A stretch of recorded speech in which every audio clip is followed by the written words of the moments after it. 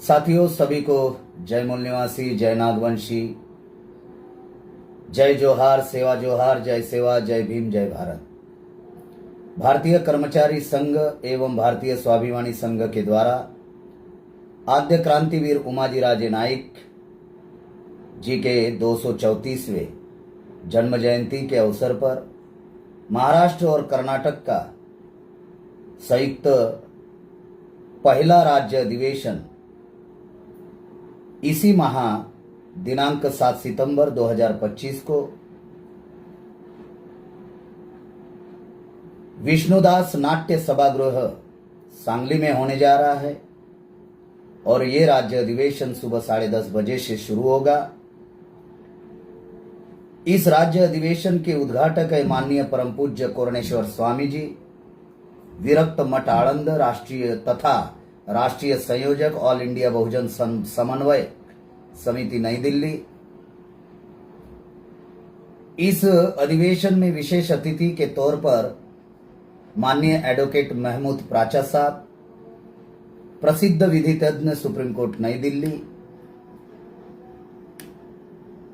माननीय आयुष्मती कुंदा तोड़कर मैडम, राष्ट्रीय अध्यक्ष भारतीय स्वाभिमानी महिला संघ नई दिल्ली, माननीय सुनील शिंदे साहब, राष्ट्रीय अध्यक्ष भारतीय स्वाभिमानी किसान संघ नई दिल्ली, ये उपस्थित रहने वाले हैं।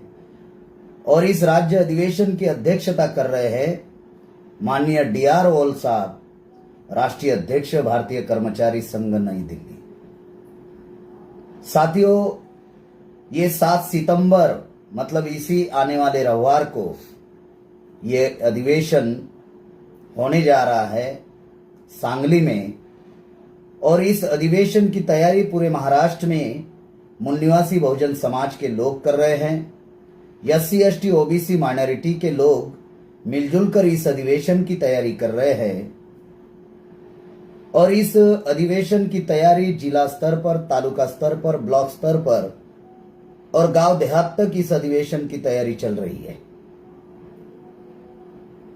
इस अधिवेशन में जो विषय चर्चा में रखे गए हैं इतने महत्वपूर्ण विषय है कि एक विषय है न्यू वर्ल्ड ऑर्डर को लेकर कि बहुजन ये न्यू वर्ल्ड ऑर्डर अगर लागू होता है तो इसका बहुजनों पर क्या परिणाम होने वाला है। साथियों, इस दुनिया में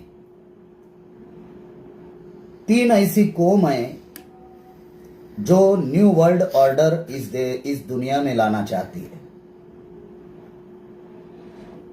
एक है जू, दूसरा है यहूदी, तीसरा है भारत के ब्राह्मण। और ये तीनों की नस्ल एक है और ये तीनों भी इक्वलिटी के विरोध में है, समानता के विरोध में है, मसावात के विरोध में है। और साथियों, इनकी संख्या बहुत कम है और अल्पसंख्यक के लोगों का राज दुनिया पर होना चाहिए। इसलिए साथियों, दुनिया में न्यू वर्ल्ड ऑर्डर लाना चाहते हैं और इसको भारत के ब्राह्मण समर्थन दे रहे हैं।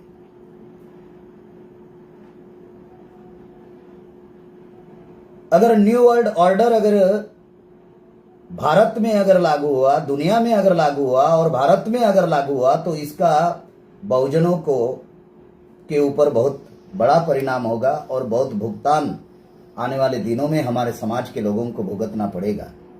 उदाहरण के लिए, कोरोना से तो हमने बहुत कुछ, हमारे समाज का नुकसान हुआ।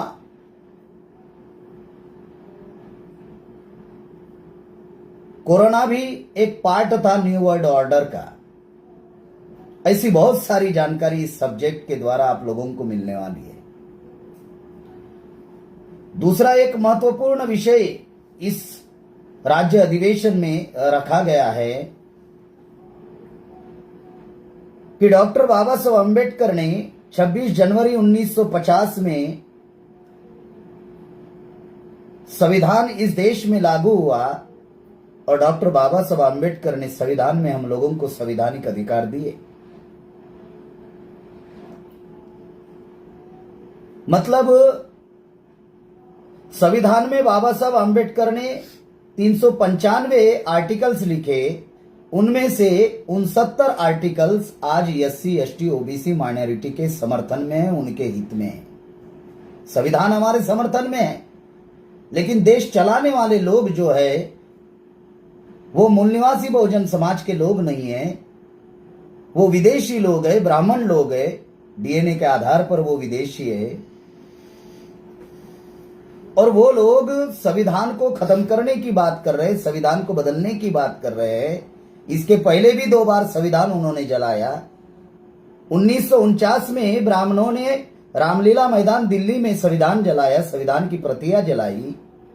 और 9 अगस्त 2018 में शर्मा नाम के ब्राह्मण ने जंतर मंतर पर संविधान जलाया। 2015 में मोहन भागवत ने कहा कि संविधान बदलना चाहिए, और अभी तो ब्राह्मणों ने किताब ही लिखी कि संविधान को क्यों बदलना चाहिए।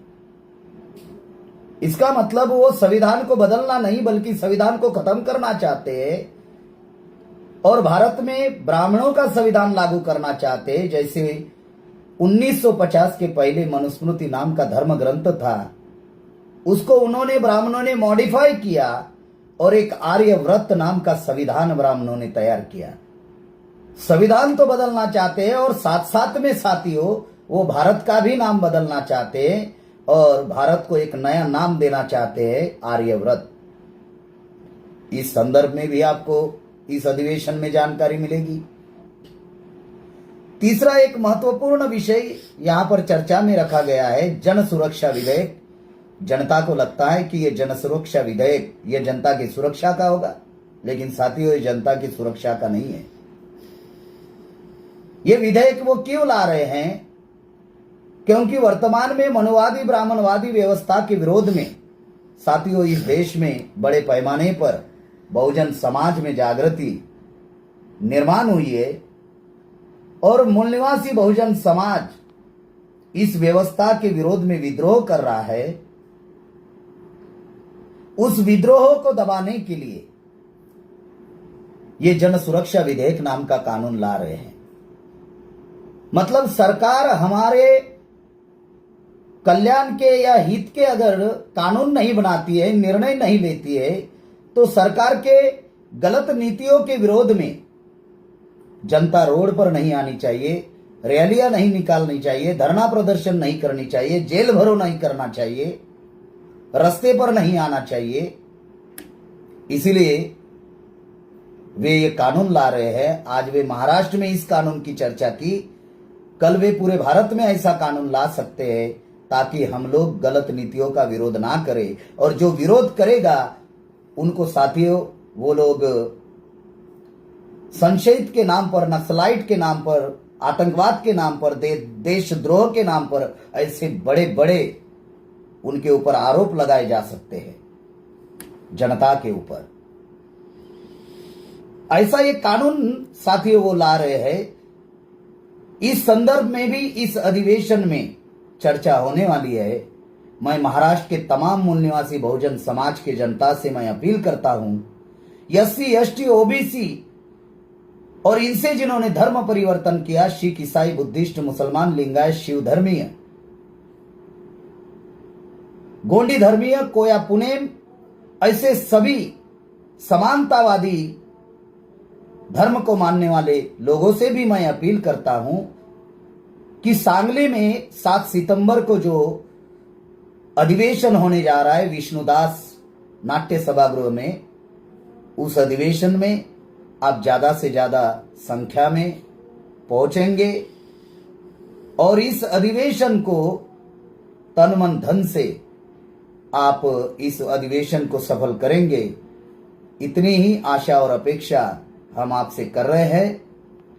और फिर से आप लोगों से मैं अनुरोध करता हूं कि पूरे महाराष्ट्र में इसकी तैयारी चल रही है और पूरे महाराष्ट्र के लोग उस अधिवेशन में सांगली में 7 सितंबर को आ रहे हैं, तो आप सब लोग उस अधिवेशन में उपस्थित रहेंगे।